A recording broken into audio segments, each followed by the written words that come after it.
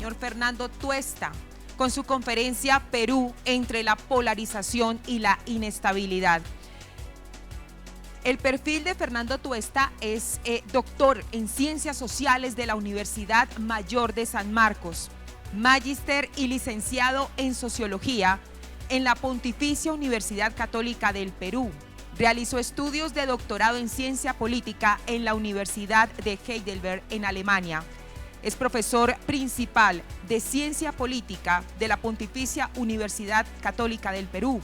Fue jefe de la Oficina Nacional de Procesos Electorales, director del Instituto de Opinión Pública de la Pontificia Universidad Católica del Perú, miembro de la Comisión Consultiva de la Comisión de Constitución del Congreso y presidió la Comisión de Alto Nivel de la Reforma Política en 2019. También fue jefe de la Misión de Observación Electoral de la OEA en México en el 2022 y ha escrito varios libros y capítulos en libros y revistas académicas. Ha colaborado también en los más importantes diarios del país. Damos la bienvenida al doctor Tuesta. Tengan ustedes muy buenos días. En primer lugar, mi agradecimiento a la MOE por la invitación y permitirme estar nuevamente acá en Colombia, de manera especial a Alejandra, tan empeñosa en convertir estos eventos siempre en un espacio de diálogo importante. Bueno, me han pedido que hable sobre Perú. Parece que, como comentamos hace un rato, han escogido los casos más complicados. He escuchado hablar sobre Colombia, conozco algo, y Perú no se distancia mucho de lo que ocurre acá.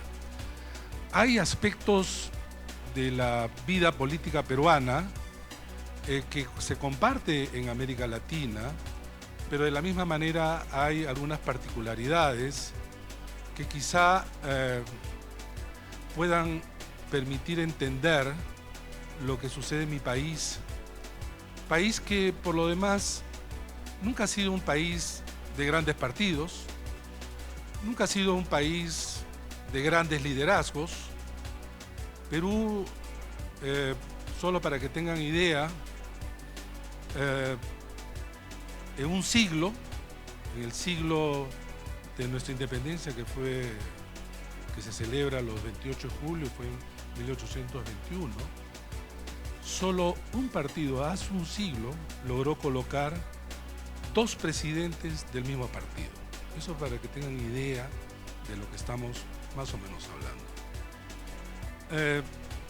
¿Qué es lo que está ocurriendo ahora en Perú? Seguramente ustedes por noticias habrán escuchado la sucesión de presidentes de diversa manera. Hemos tenido 7 presidentes en 6 años y la actual presidenta es de una fragilidad enorme. Para ello, sin embargo, quiero invitarlos a hacer un repaso rápido de algunos aspectos que me parecen fundamentales. Bueno, Perú, como muchos países de América Latina, fue parte de los países que desarrolla su proceso de redemocratización a fines de los 80. Se auguraba un momento y una década prodigiosa, lo cual justamente fue a la inversa. Para América Latina toda fue la década perdida, pero en Perú fue mucho más perdida todavía. En esa década el Perú se abría como nunca antes en su historia en términos de derechos para todos los peruanos. Se habían dejado de lado barreras limitativas y sin embargo Perú va a padecer 3 males que se conjugan y que hizo difícil poder desarrollar aquello que era una esperanza. En primer lugar, justo el 18 de mayo de 1980, el día de la primera elección de la transición democrática, es el primer atentado de Sendero Luminoso. El movimiento terrorista más letal que se haya dado en nuestra región y probablemente en el mundo. Es decir, nuestra democracia nacía con un tumor canceroso que a lo largo de la década cercenó, carcomió nuestro tejido social, nuestras instituciones. Y a ello se le agregó un segundo hecho.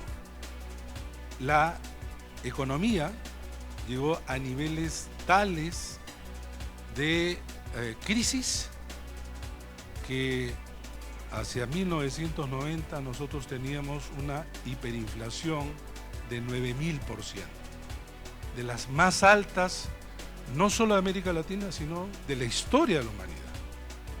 Lo tuvimos en Bolivia, lo tuvimos en Nicaragua, pero también en el Perú. Y en tercer lugar, el narcotráfico. El narcotráfico que lograba tener raíces ahí en un país donde en la zona de la selva se concentraba el 75% de la hoja de coca del mundo. Bajo estos tres elementos y factores, digamos, exógenos, el sistema de partidos nuestro colapsó. Colapsó hacia fines de los 80, inicio de los 90, y que permitió la aparición de una figura como Alberto Fujimori que no puede ser entendido sin estas circunstancias que llevaron al desplome. Fujimori en una década fue un gobernante que, nacido de elecciones, se convierte en un gobernante autoritario, pero quizá el mayor populista que hemos tenido, pero de una eficacia enorme. A través de desarrollo de una política autoritaria de Estado, lleva adelante un proceso no solamente de modernización, sino de privatización en general que se da en toda América Latina, pero que en el Perú adquiere ribetes particulares. Fujimori logra tener un nivel de apoyo enorme y en el año 92 cierra el Congreso, da un golpe de Estado. Pero es un golpe de Estado que curiosamente no es contra el presidente, sino es dirigido por el presidente. Por eso es que se le autodenomina autogolpe. Y se da una nueva constitución, que es la constitución de 1993, que es la que tenemos ahora, que se discute en ella, porque como todo, tiene elementos que son de avance, pero otros elementos también discutibles.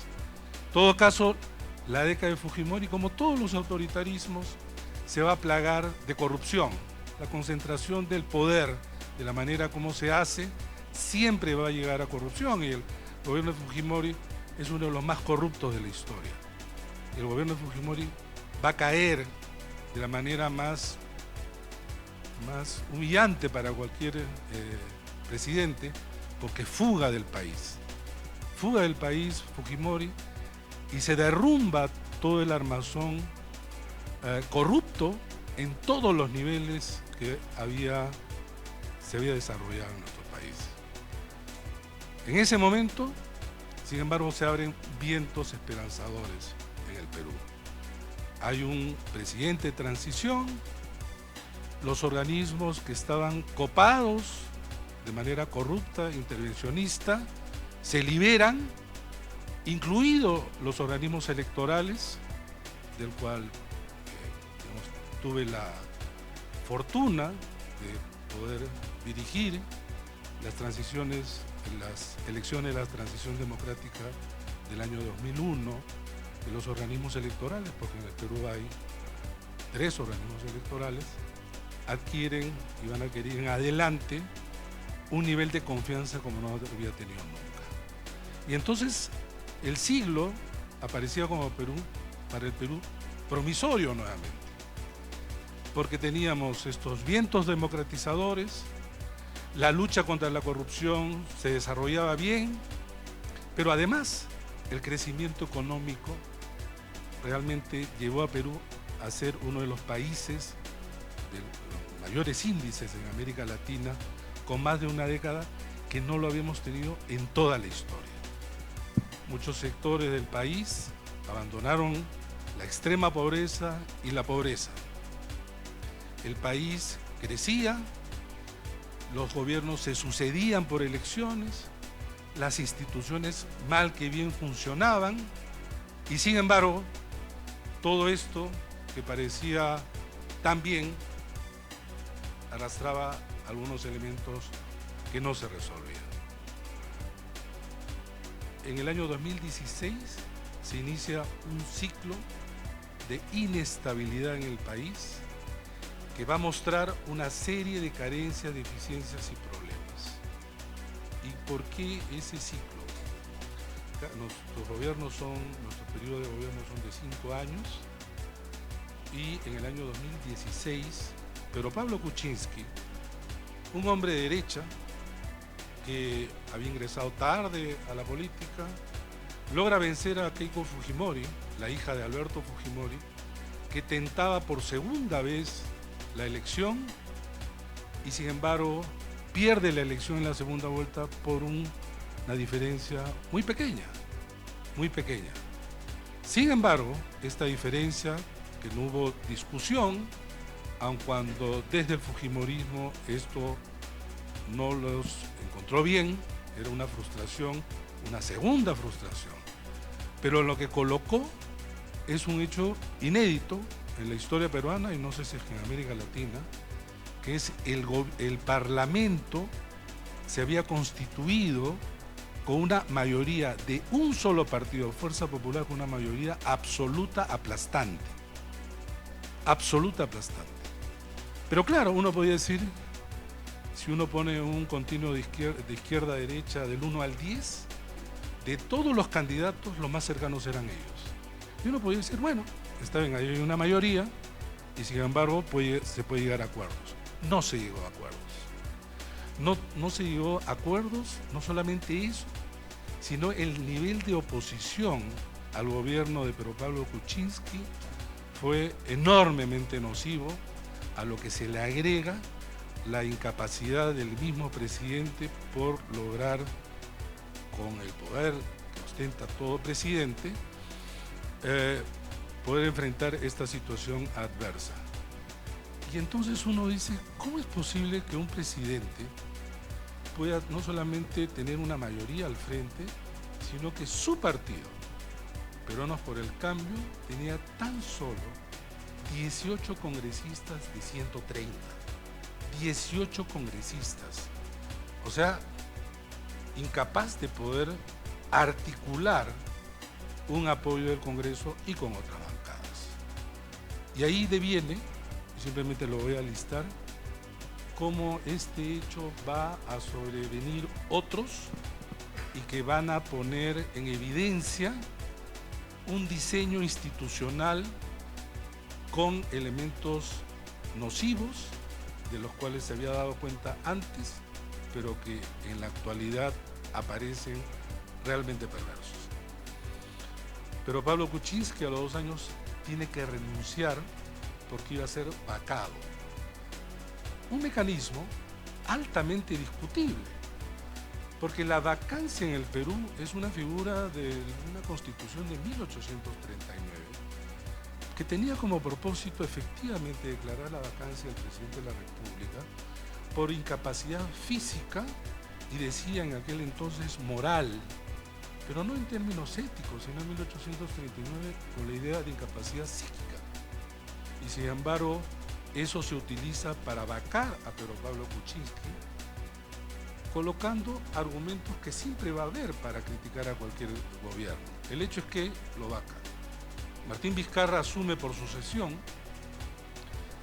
constitucional, pero Martín Vizcarra no era del partido del gobierno, que tampoco era mucho, pero carecía de partido, bancada y todo lo demás. Pero comienza a tener el apoyo ciudadano porque aparece el escándalo de los cuellos blancos, la corrupción en el Perú, que atraviesa toda la magistratura.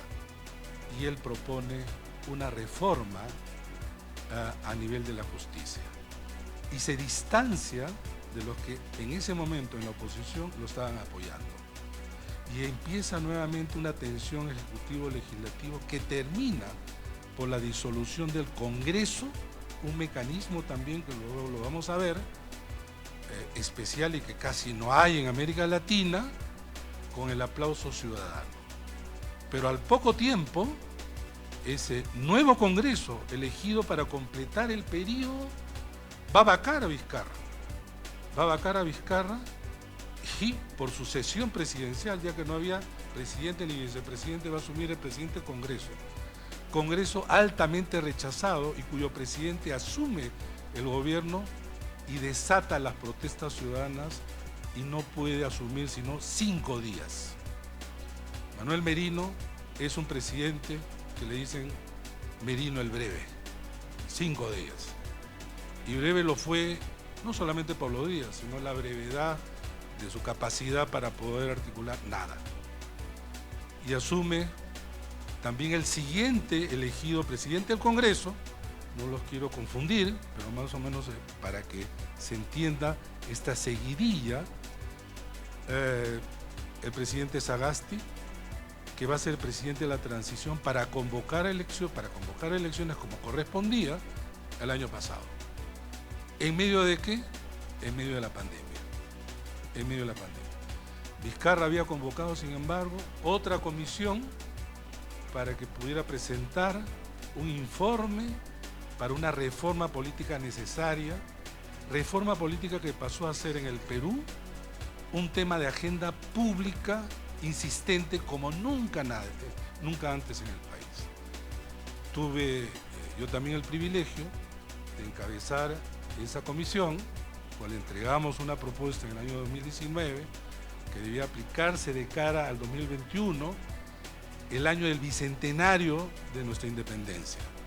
Sin embargo, el conflicto entre los poderes y sobre todo el COVID dejó esto como un tema pendiente, aun cuando necesario.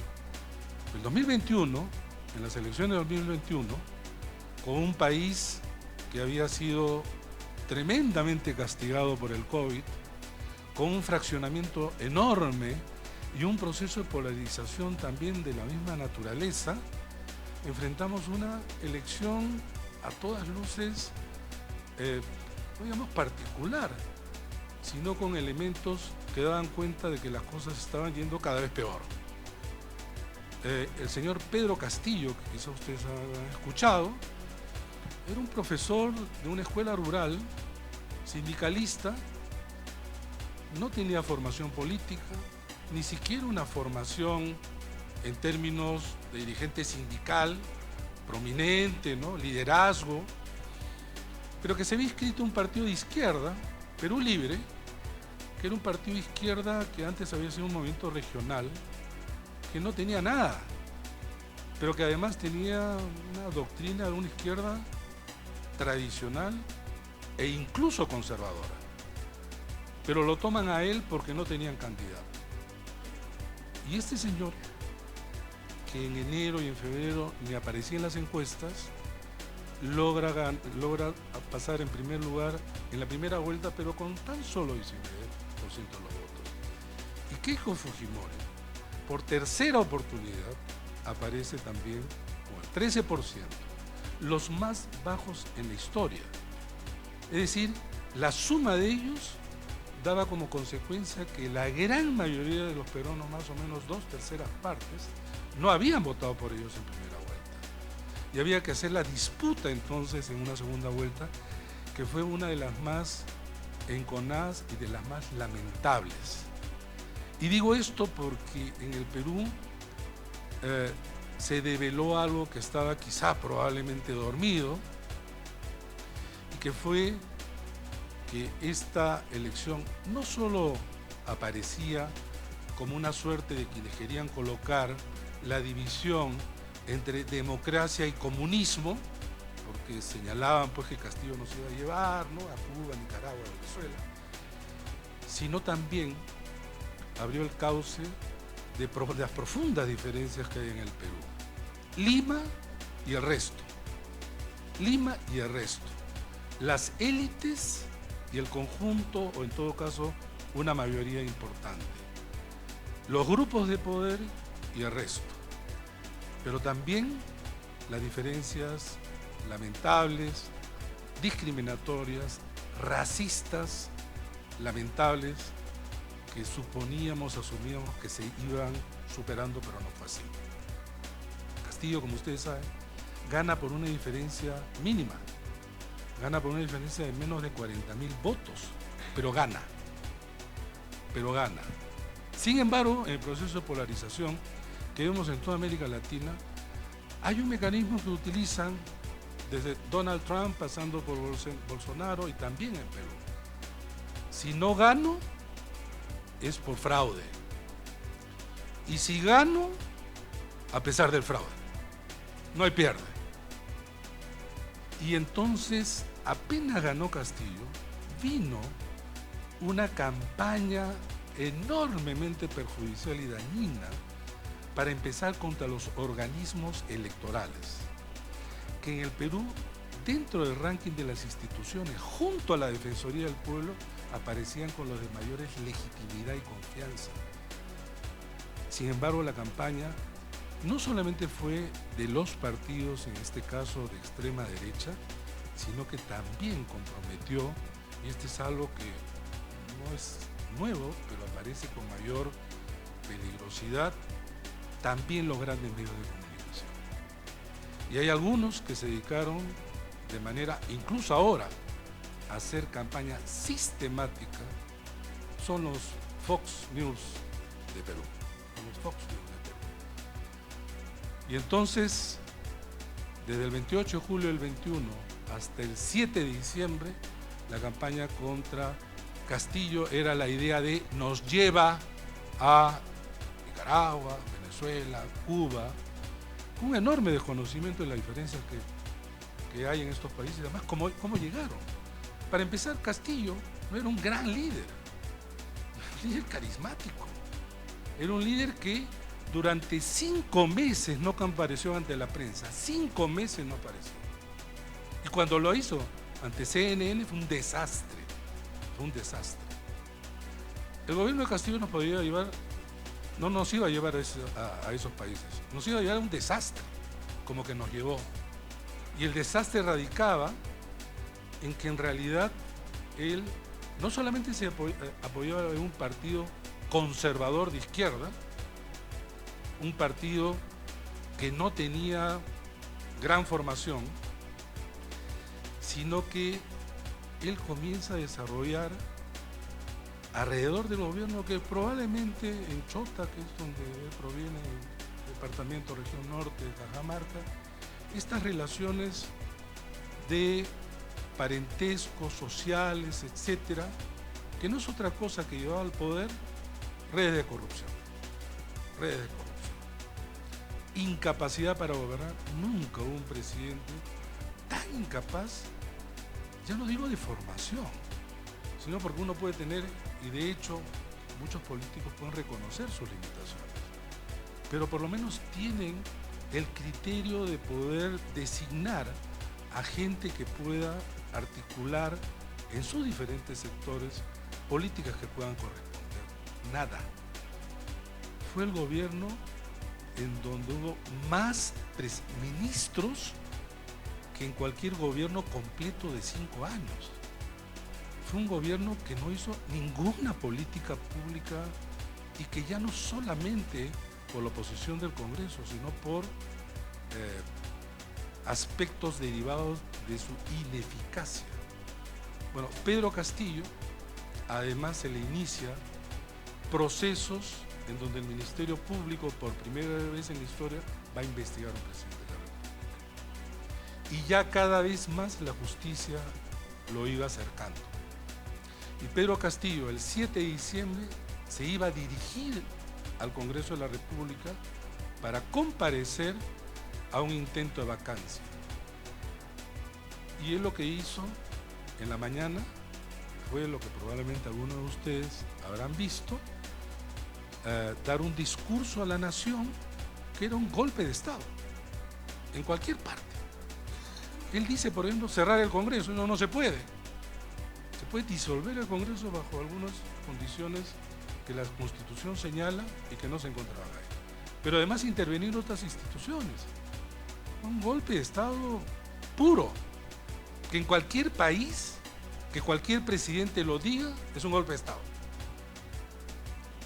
Pero él hizo las cosas tan mal del gobierno que hasta el golpe lo hizo mal. No había en el Perú ningún golpista que hizo pues, un mal golpe, ¿no? Solo Castillo. Y tan mal que recién a las 2 horas sale del Palacio de Gobierno para dirigirse a la Embajada de México y por supuesto a las pocas cuadras, por las propias fuerzas del orden, lo van a capturar y dirigir a los contadores está en el proceso, él no tiene en el penal de Barbadillo, que es un penal especial que se hizo para Fujimori, donde ahora está Fujimori, donde está Pedro Castillo y donde está Alejandro Toledo, que acaba de ser extraditado de Estados Unidos. Tenemos un penal para presidentes. Esto es difícil de conocer.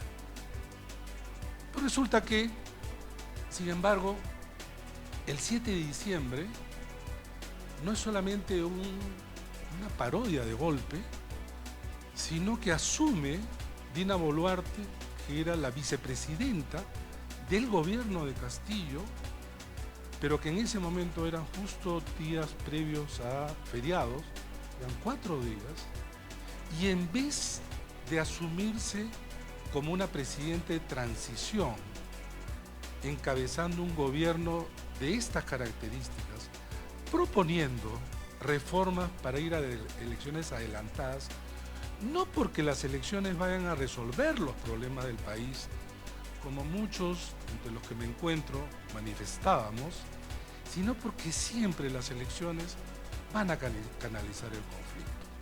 No fue así. Ella dijo, yo me quedo hasta el 2026, que es la fecha, 28 de julio, que se cumple el periodo de 5 años. No fue así y se inician a lo largo y ancho del país protestas y movilizaciones sociales con un costo lamentable de 60 muertos. 48 de ellos directamente atribuidos a armas de fuego de las Fuerzas Armadas. Y Dina Boluarte, que era también de este partido de izquierda, hoy día es una presidenta que tiene una coalición con la extrema derecha en el Perú. Con la extrema derecha en el Perú. Dina Boluarte es en realidad una presidenta de una fragilidad enorme, cuyo peso radica en 2 elementos. 1, las Fuerzas Armadas. 2, en la mayoría ex opositora, hoy oficialista en el Congreso. Pero Dina Boluarte tiene en el Perú 14% de aprobación y el Congreso 8% de aprobación. Es decir, el poder político en el Perú reposa en el rechazo ciudadano. Pero claro, las manifestaciones se sucedieron y que muestran nuevamente esta gran diferenciación terrible en el Perú. En Lima no murió nadie. Y claro, parece que los muertos no son iguales, ¿no? Y entonces, cuando llegaron las movilizaciones en Lima, fue distinta la actuación de las fuerzas del orden. Esto es tan lamentable que la OEA, Naciones Unidas, Unión Europea, America's Watch, en el informe de hace poco, todos en general señalan que en el Perú hay no solamente graves problemas, sino que aquellos responsables de las muertes no están siendo procesados. Entonces, claro, pero uno dice, ahora las cosas se han calmado porque las movilizaciones se han reducido. Ciertamente es muy difícil que la gente se movilice durante meses. De hecho, fue cerca de 2 meses, pero estamos ya cerca de 5 meses del gobierno de Dina Boluarte y por lo tanto ella, su gobierno, como el Congreso, se sienten aliviados. Y se sienten aliviados por 2 cosas, porque consideran que pueden llegar al 28 de julio del 2026. A estas alturas, en la historia peruana, mirar el 28 de julio del 2026 es el largo plazo. Es el largo plazo. Y en el Perú comienzan, si uno piensa, ¿este gobierno se puede quedar más de 3 años? Y es difícil que la respuesta sea positiva. Pero ¿hacia dónde llegamos? Dina Boluarte, ante la movilización de la gente, planteó al Congreso de la República adelanto de elecciones. El Congreso discutió adelanto de elecciones, pero cuando el nivel de movilización era acá. Hoy día, que es acá o nada, se olvidaron de todo.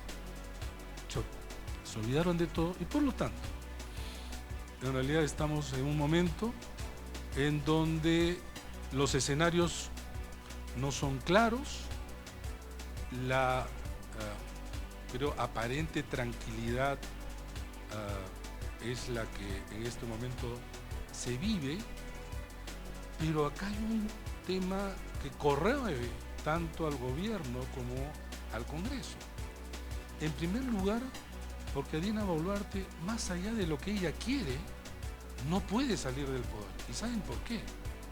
Porque las investigaciones contra ella se están acumulando en relación a la responsabilidad de los muertos. Ella sale, no va a tener la inmunidad que hoy día en realidad la protege. Y con los antecedentes que tenemos, que todos los presidentes están siendo procesados, apresados, en todo caso, bueno, García se suicidó, pero imagínense ustedes esta larga lista, no creo que ella deje de pensar en un futuro, digamos, bastante complicado. Pero el Congreso también. Resulta que el Congreso de la República, y acá quiero, ¿qué elementos trae de todo esto? En realidad, el desplome del sistema de partidos no trajo en Perú una recomposición de un sistema partidista adecuado, medianamente dinámico. Cada vez más la calidad de la política disminuía. Las reglas estaban mal y los diseños institucionales realmente cobijaban elementos corrosivos. Perú tiene en su diseño institucional presidencial, lo que en Colombia evidentemente no hay en otros países, casi todos los mecanismos del parlamentarismo. Nosotros tenemos primer ministro, nosotros tenemos voto de confianza, voto de censura del gabinete, disolución del Congreso. Tenemos todas las figuras, pero no somos parlamentarismo. Nosotros somos un presidencialismo parlamentarizado, con elementos que en situaciones como las que vimos en el 2016 muestran justamente sus elementos corrosivos y peligrosos, como de los que hemos vivido. Esto no lo hemos resuelto. No solamente no lo hemos resuelto, sino la calidad de la discusión pública disminuye porque su representación es de una calidad que no hemos tenido nunca. Pero es donde se anida también, claro, ante el rechazo, quizás Perú es uno de los países que más rechaza a sus políticos, es creer en algunas medidas populistas, como que en el 2018 se votó en el Perú, en el referéndum, la no reelección parlamentaria. Claro, porque la idea es, ¿por qué se van a reelegir estos parlamentarios? O sea, que son, pues, una lista de adjetivos. Y en realidad se cree que la política entonces es mejor aquella que es desarrollada por gente que viene de fuera de la política. Y en el Perú entonces no hay carrera política. Solamente para decirle algunos casos, unos datos. El 75% de los candidatos del 2021 se inscribieron en los partidos 6 meses antes. Quiere decir que la relación entre candidatos y partidos no es de un nivel de relación, digamos, y de identidad. Segundo dato, en un año, 42 de 130 congresistas se salieron de su bancada. Se salieron de su bancada.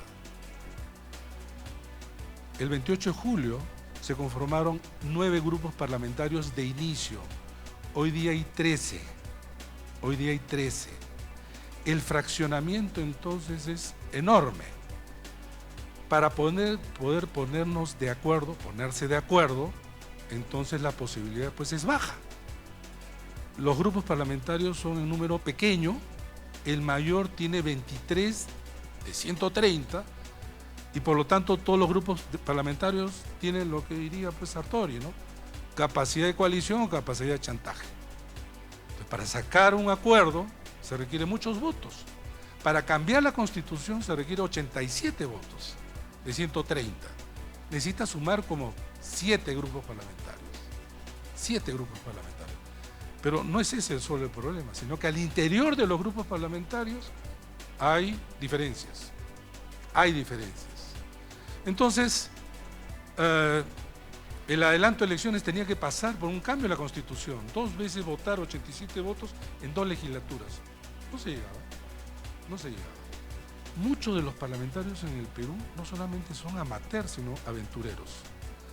Vengo de Perú, de un escándalo de 5 congresistas que le cercenaban los sueldos a sus trabajadores para tener ellos. Y esto es solamente un pequeño caso de montones.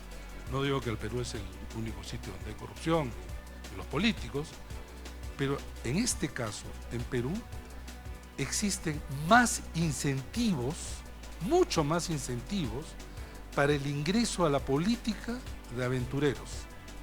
Y hay muchos desincentivos para que aquellos que les interesa la política porque consideran que se pueden hacer cosas importantes, el bien común, se salen de la política y otros no quieren ingresar a la política.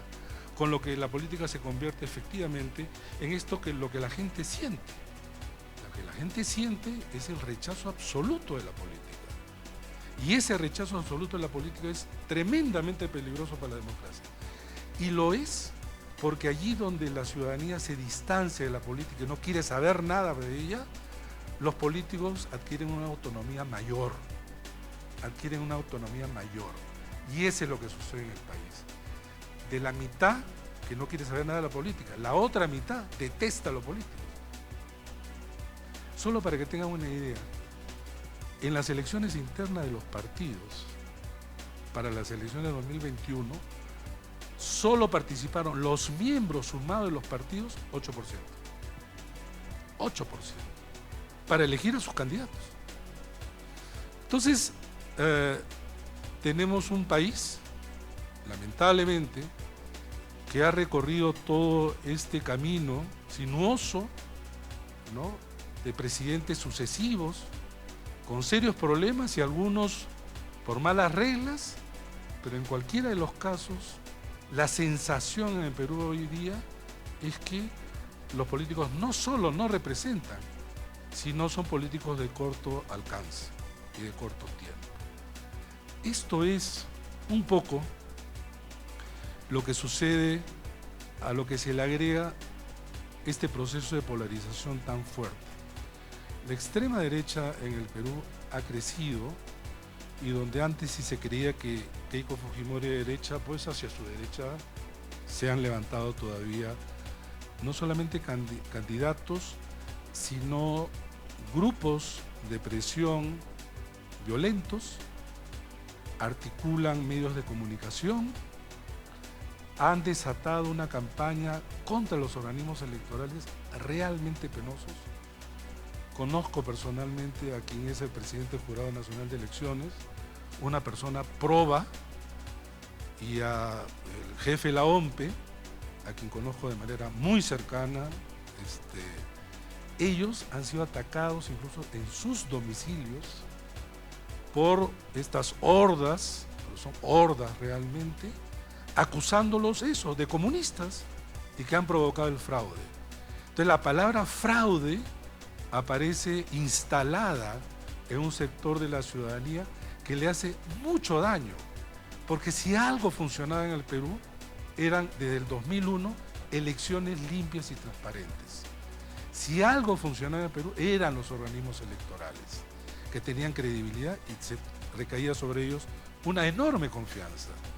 Probablemente alguno de ustedes estuvo en una elección en Perú y las cosas nunca en realidad se hicieron de las formas como en otras épocas sí sucedía.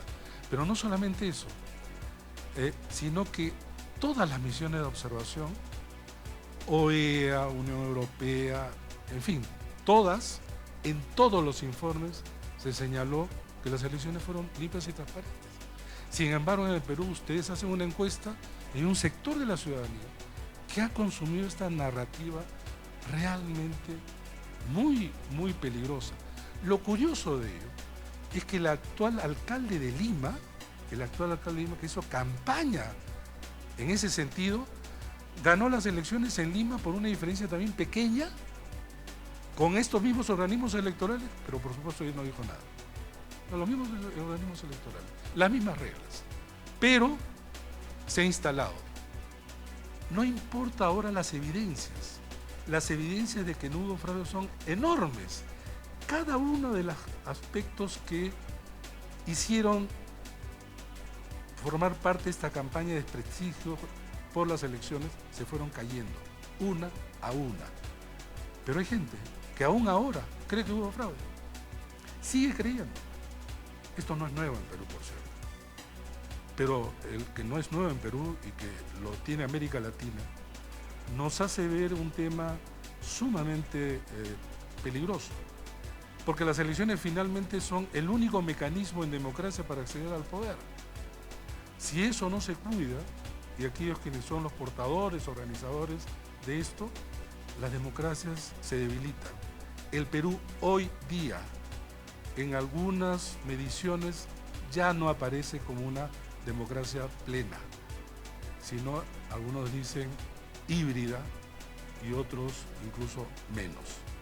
Ese es un poco el resumen de mi país y bueno, dispuesto a las preguntas. Gracias.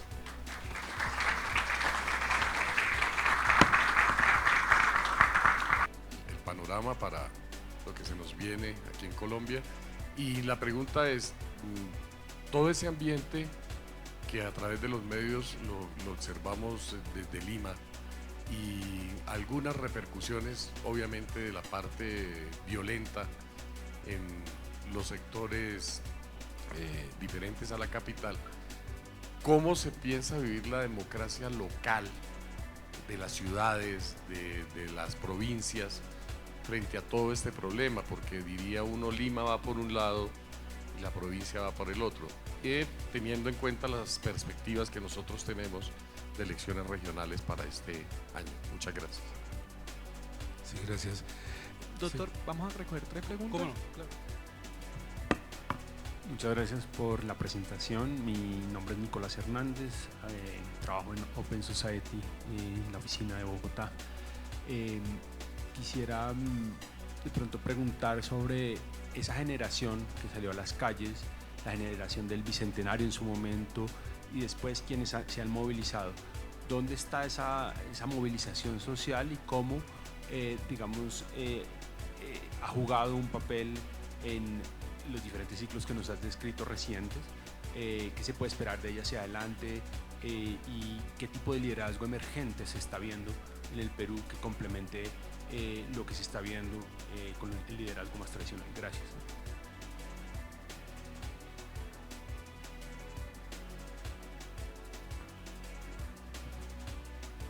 Bueno, Jaime Abello, Fundación Gabo, quiero darte las gracias por ese panorama tan completo de diagnóstico de la situación de Perú, que nos permite comprenderlo mejor. Hay dos cosas que siempre me han llamado la atención de Perú. Uno, la capacidad de enjuiciar y encarcelar presidentes y también jefes guerrilleros. Y segundo, la capacidad del país de convivir con la inestabilidad política y mantener unas tasas de crecimiento económico siempre activas. Es como si la distancia entre la vida económica y la vida política fuera lo suficiente como para que la economía, a pesar de todo, se mantenga. Pero mi pregunta para una persona como tú, que tiene tanta experiencia y que has hecho un análisis tan completo, es la siguiente.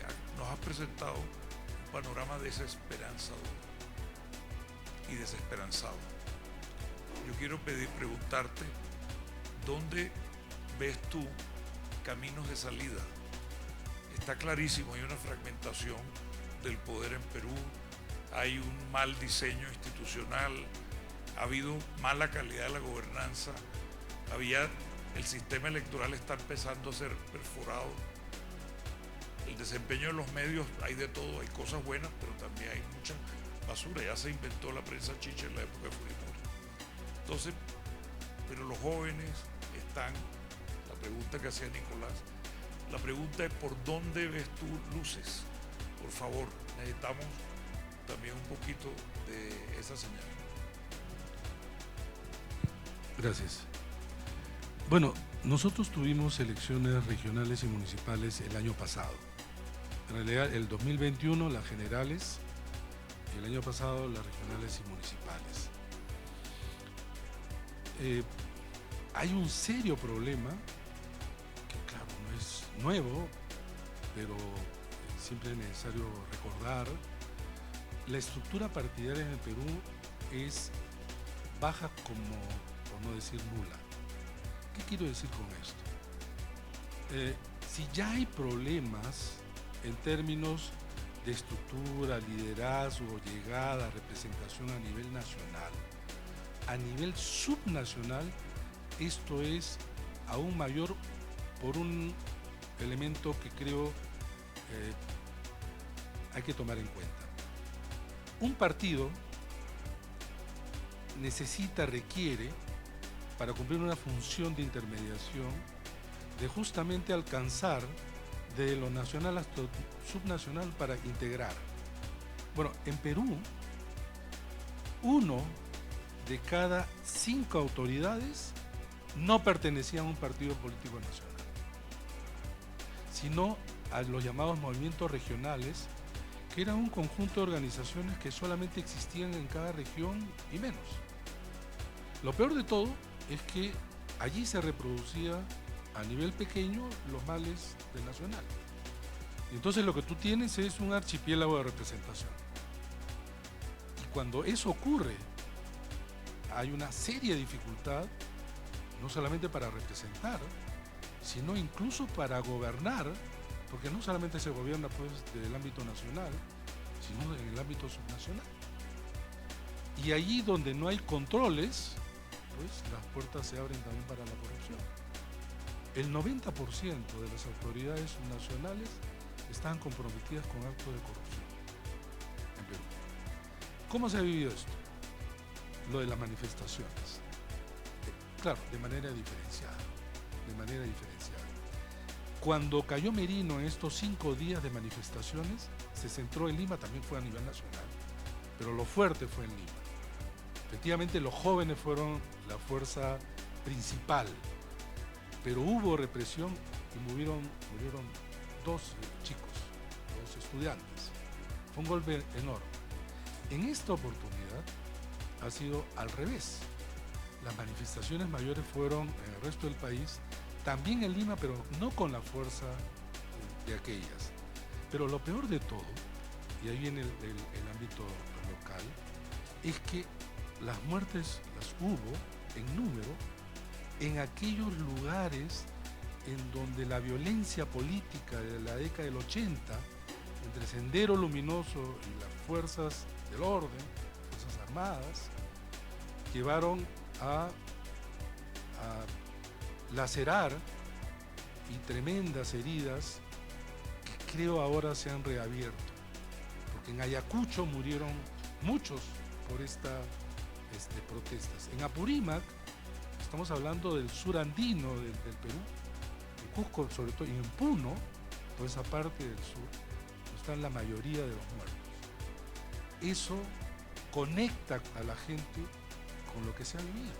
Y no estamos hablando pues de la historia lejana, estamos hablando de la historia reciente.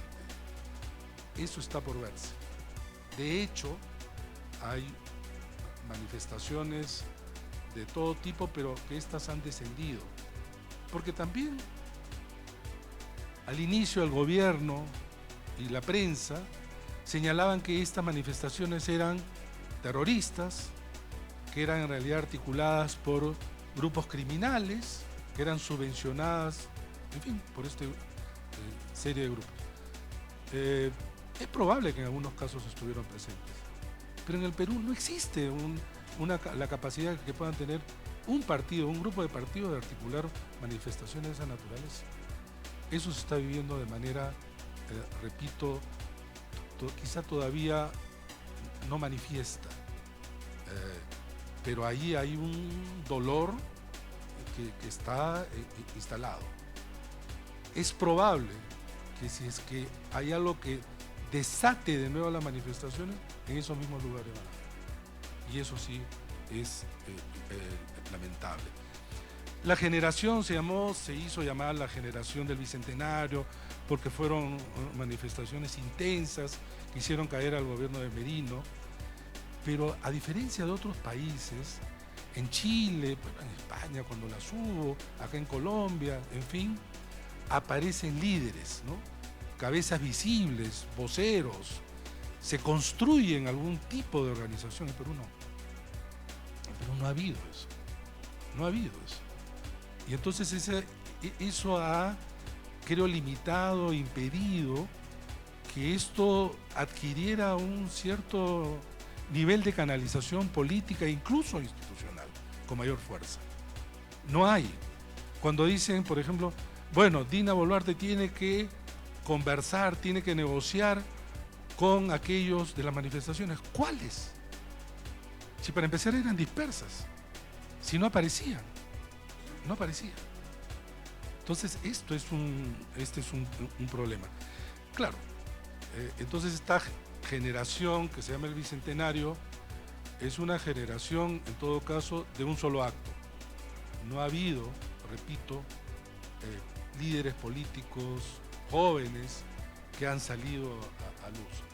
No sé si es que si las elecciones se hubieran adelantado inmediatamente, algunos de ellos con cierta visibilidad. En todo caso, eso no ha habido. Y es cierto, bueno, hay tanto que hablar, pero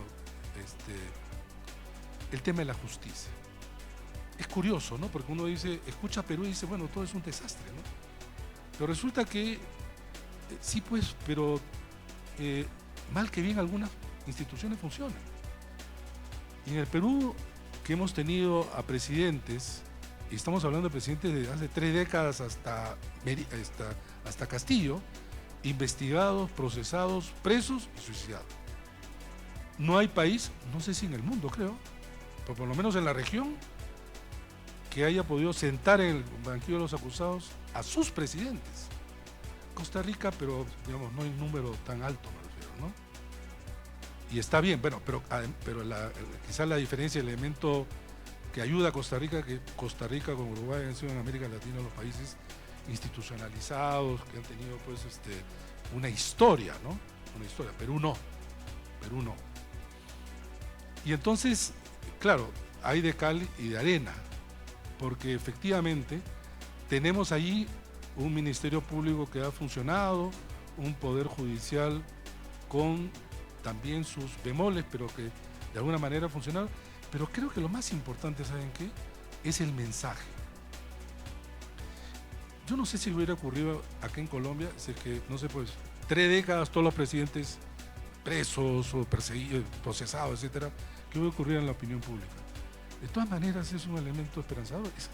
Es más, en las encuestas aparecía el Ministerio Público y los fiscales con un nivel de aprobación enorme. Enorme. Eso nunca se había dado. Nunca se había dado. Y el otro aspecto, efectivamente, de la economía. El Perú llegó a tener una de las economías más desastrosas en la década del 80. Repito, los niveles de inflación eran enormes. Nosotros cambiamos de signo monetario 2 veces.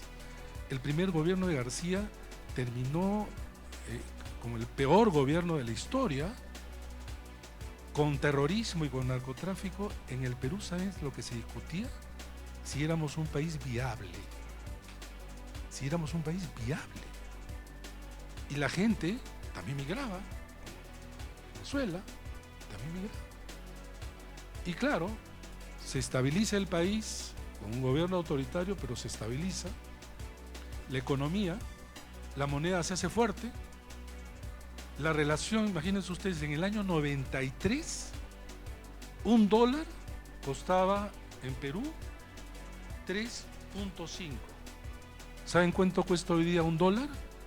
1.7. Es decir, en 30 y tantos años tenemos una de las monedas más estables de la región. Tenemos niveles de autonomía del Ministerio de Economía y Finanzas y del BCR, el Banco Central de Reserva, que sea de izquierda o de derecha, todos han dejado que actúen con ese nivel de autonomía. Y entonces el crecimiento económico ha sido beneficioso, aun cuando pudo ser mucho mayor si la política no hubiera sido tan desastrosa como la tuvo. Es decir, esos beneficios hubieran podido posibilitar que el Perú hubiera resistido lo que no resistió con la pandemia del COVID. Que lo que mostró, y eso es terrible, es crecimiento, una clase media que creció, instituciones que se potenciaron, pero con el COVID se mostró también las falencias y se destrozó mucho. Y el mayor número de muertos por cada 100.000 fue en Perú. Entonces, pero claro, tu pregunta es, sin embargo, pese a eso, la economía sigue, sí, en términos comparativos, porque tampoco el resto de países la pasan bien. Pero hay una retracción también de la inversión, pero tenemos todavía la mochila, digamos, cargando mucho de la fortaleza que nos está permitiendo sobrellevar esto. Pero eso no es ilimitado. De hecho, ya hace 3 meses la inflación llegó al 8%, que es la más alta de hace 27 años. Entonces, hay esto que creo que es un punto a considerar. Y lo otro, que creo que ha marcado, y acá he escuchado, y es así. La corrupción no tiene color político. La corrupción es de derecha y de izquierda. Uno de los puntos en donde se acerca el gobierno de Castillo, en principio de izquierda, con el Parlamento, en principio de derecha, ¿saben cuál era? Todos aquellos elementos contrarreformistas, contra la reforma educativa, contra la reforma universitaria, contra la reforma de la policía, contrarreformistas. El conservadurismo de derecha y de izquierda se dan la mano, y los extremismos también. ¿No? Son dos aspectos que ellos, o esos, bueno, como suele suceder en mucho, ¿no? Los extremos se tocan. Y en el Perú se siguen tocando.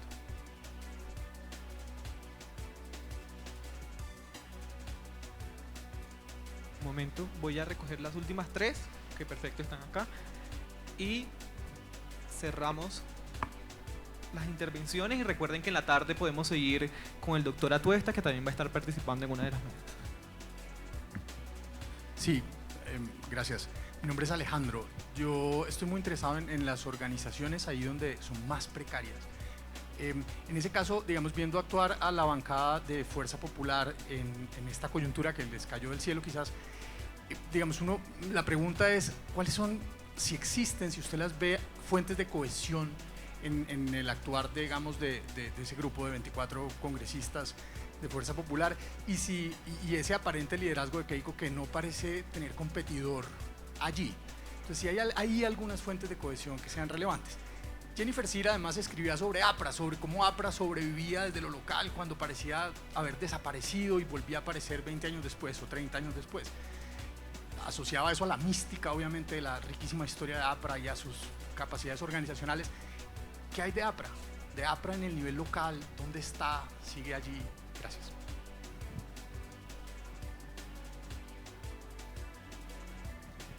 Gracias. Mi nombre es Carolina Galindo, de la Universidad del Rosario. Tengo 2 preguntas. Una es, siempre me ha llamado la atención el tema de la obligatoriedad del voto en Perú, ¿sí? Porque aquí en Colombia hemos abierto esa discusión, y mi pregunta es, en ese contexto de las reformas que ustedes plantearon, que se ahogaron por la coyuntura, se discutió el tema del carácter obligatorio del voto y eso qué incidencia de pronto ha tenido también en este, claro, pues es un voto obligatorio en un sistema de partidos inexistente o muy débil, ¿no? Y un segundo punto tiene que ver un poco con una de las primeras preguntas que se hizo y con una de sus afirmaciones sobre que el caso pues de las protestas del estallido social de diciembre puso en evidencia dos Perús, ¿no? El Perú andino.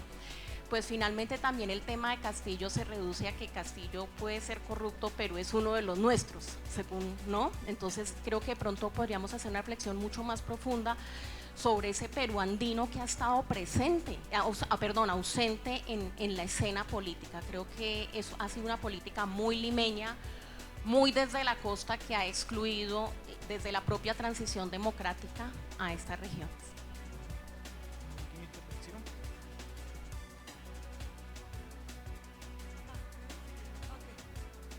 Ok, gracias. Buenos días, doctor Tuesta. Yo quería preguntar, soy investigadora de la Pontificia Universidad Católica del Perú y quería consultarle de qué forma el proceso de reformas electorales que iniciaron desde el 2017 en el Perú tuvieron un impacto en las elecciones del 2021 a nivel de la democracia, paridad y alternancia y el financiamiento de los partidos políticos.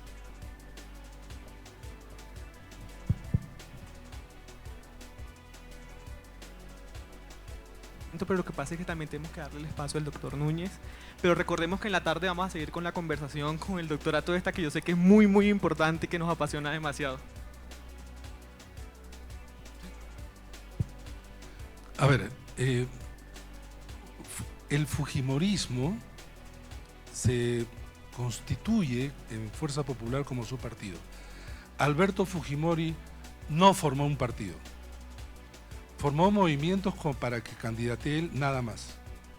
Él era contrario a los partidos. Si hay alguien que construye un discurso y narrativa antipartidaria, es Fujimori. Su hija Keiko es quien construye Fuerza Popular.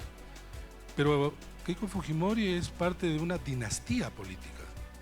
Allí donde no participa un Fujimori, a Fuerza Popular le va pésimo. Pésimo. Como en las últimas elecciones regionales y municipales. Su nivel de cohesión sí es alto, porque es un partido altamente personalista. Es un partido altamente personalista. Ella designa todo y el grupo que lo rodea. Ella ha perdido 3 elecciones de segundas vueltas, las 2 últimas por una diferencia pequeña. Y ahí hubo un movimiento muy fuerte, que en Perú se habla mucho, que es el antifujimorismo, que permitió incluso que cuando ganó Pedro Pablo Kuczynski, Keiko Fujimori sacó 40% en la primera vuelta y Pedro Pablo Kuczynski sacó la mitad. Y en la segunda vuelta ganó Pedro Pablo Kuczynski, una diferencia pequeña. Hay un nivel de cohesión en Fuerza Popular, efectivamente. Le permite tener niveles de incidencia y de hecho es ahora un apoyo importante al gobierno de Dina Boluarte. El caso del APRA es un caso distinto. El APRA ha sido un partido programático, organizado, en vida de La Torre y luego Alan García. Muerto Alan García, el APRA no es un partido fuerte, ni siquiera a nivel local. El APRA no ha ganado ningún municipio, ninguna región, nada. Es más, perdió la inscripción, se ha vuelto a reinscribir. Sus posibilidades no son promisorias, es más, el APRA está, si hubieran elecciones adelantadas, es altamente probable que iría por un candidato de fuera del partido. Sin embargo, esto no quiere decir que sea un partido que cuando ha estado en el Parlamento, incluso con una bancada muy pequeña, tenía 5.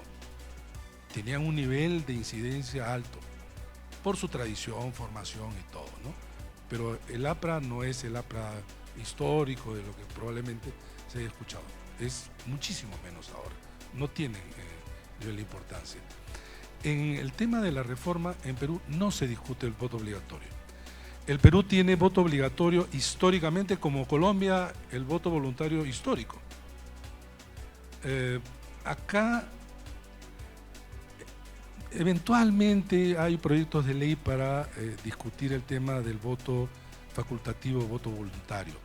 Es más, en algunos grupos de constitucionalistas, más de un punto de vista doctrinario, pero no ha sido un elemento, digamos, de discusión alta. Yo personalmente sigo creyendo que en el Perú es necesario mantener el voto obligatorio. Yo creo, además, que si hubiera habido voto voluntario, el nivel de diferenciación en Perú hubiera sido mayor. De hecho, es más, la presencia del Estado en el Perú es débil. Y yo creo, incluso el nivel es de vínculo con la política. Si la gente ya ni siquiera iría a votar, yo creo que hasta eso se rompería. Y la segunda pregunta era, disculpa, el voto. La diferencia, sí.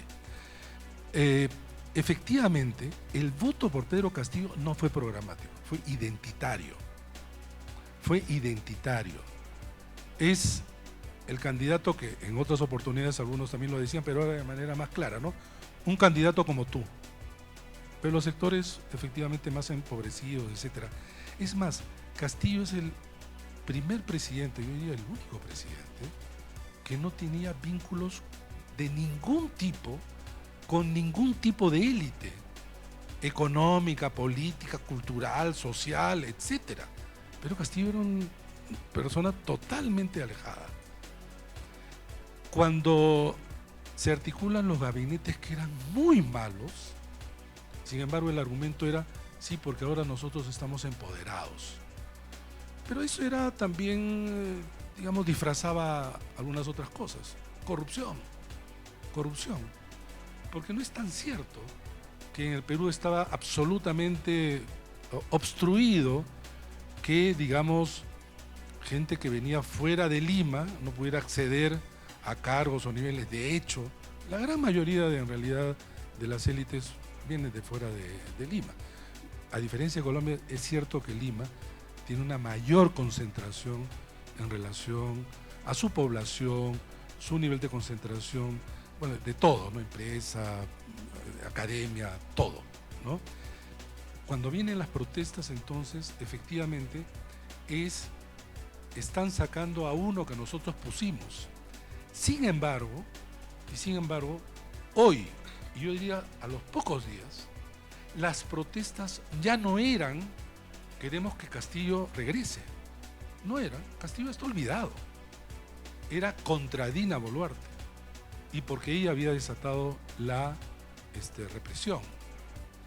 Y entonces, sí, Castillo aparece como un punto quizá de encuentro de ese país fraccionado. Y en Lima, no solamente es Lima, porque Lima es una ciudad muy grande, estamos hablando de cerca de 9 millones de habitantes, sino que también hay en los pocos distritos mesocráticos de las élites, donde votaron mayoritariamente por 9 de cada 10 o 10 de cada 10 votaron por Keiko Fujimori. ¿Quién iba a votar por Pedro Castillo? Se decían entre ellos. En Perú ha sido terrible, yo no voy a avanzar sobre esto. Pero digamos, ahí sí aparecen, como comentamos, lo que Castillo representaba. Y en relación a las reformas, algunas cosas. Sí se ganó algunas cosas. Paridad de alternancia fue un tema. El tema del financiamiento fue un tema también importante. Yo creo, sin embargo, que todo esto era insuficiente, porque en realidad las reformas fueron retaseadas y los políticos se convirtieron en los principales enemigos de las reformas. No hay mayor resistencia a las reformas que los propios políticos, lamentablemente. Bueno, muchísimas gracias.